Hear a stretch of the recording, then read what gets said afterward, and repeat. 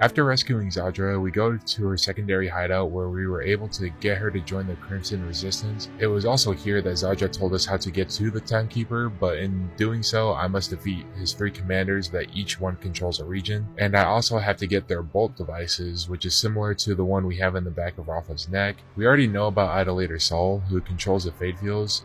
Then we learn of the other 2 areas, being Terminus Range, which is run by Vile Lictor, who is a mad scientist that betrayed his people in the region for a higher power, and also for the ability to experiment on whatever he wants. And the last area being Carcadia Burn, which is ran by Callus, who had gone mad and became the queen of this Ripper faction, which are basically the psychos from previous games, but on Kairos they became Rippers by ripping out the bolts in the back of their necks.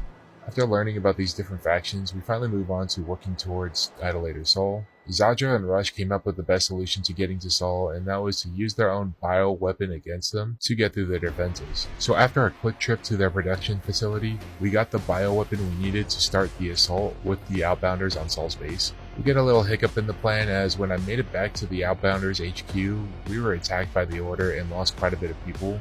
This is when Rush decides to take a strike team instead to blow up the gate, and then also go take down the air support before we finally go take down Sol. Moving on to the attack, the plan goes well so far until Rush tries to play hero and sacrifices himself to detonate the bomb. But right before the explosion, he was able to be teleported out in time. With the gate broken down and some of the strike force injured from earlier in the attack, it was all down to me to go in there to take down the air support and fight Sol.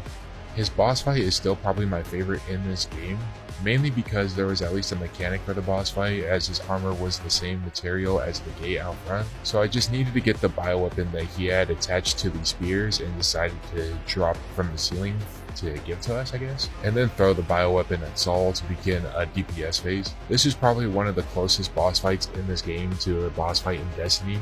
Yes, I loved playing Destiny years ago before Bungie decided they wanted to ruin their game. When I was able to defeat Sol, I went back to the Outbounders HQ to celebrate with them, and also was able to recruit them into the Resistance. At the end of this story mission, I unlocked my first story trophy.